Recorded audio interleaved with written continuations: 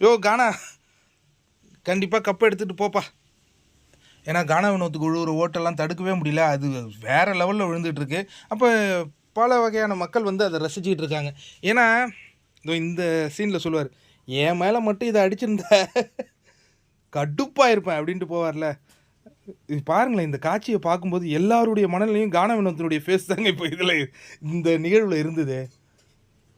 இதுக்கப்புறம் இப்போ லைவில் வேறு இந்த அமர காதல் காவியம் ஏதோ ஒன்று ஓடிட்டுருக்கு. அதெல்லாம் நம்ம ரிவ்யூ பண்ணுவோம் கண்டிப்பாக. சரி, புத்தாண்டில் ஒரு மகிழ்ச்சியான செய்தி சொல்கிறோம். 6 டாஸ்கின் முடிவில் விக்கல் விக்ரம் முதல் இடத்தை பிடிச்சிருக்காருங்க. சபரியை பீட் பண்ணியிருக்கார் விக்கல் விக்ரம். அதாவது நம்ம கண்டிப்பாக சபரி டாப். இது இன்னும் எவ்வளோ டாஸ்க் நடக்கும்னு தெரியலையே. 6 டாஸ்க் முடிஞ்சிருக்கு.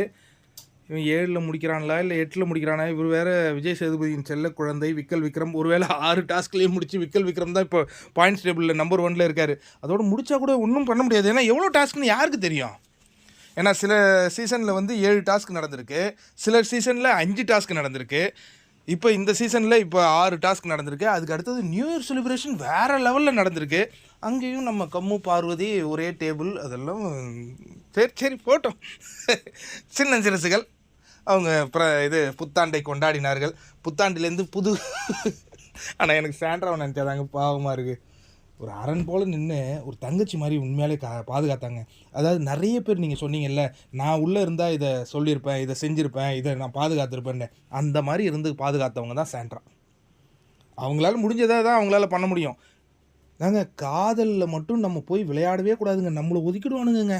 இது என்னன்னே நமக்கு தெரியாது. அதுக்கப்புறம் அவங்க இது பிரேக்கப் ஆகிட்டு வருவாங்களே, அப்பயும் வந்து நம்மக்கிட்ட நிற்பானுங்க. அப்போவும் நீங்கள் வந்து அட்வைஸ் பண்ணிங்கன்னா அங்கே சிக்னல் கிடச்சி அங்கே போயிடுவாங்க. இது வந்து ஒரு நிகழ்வு. இதெல்லாம் நமக்கு பிக் பாஸ்லேருந்து ஒரு பாடம் தான்.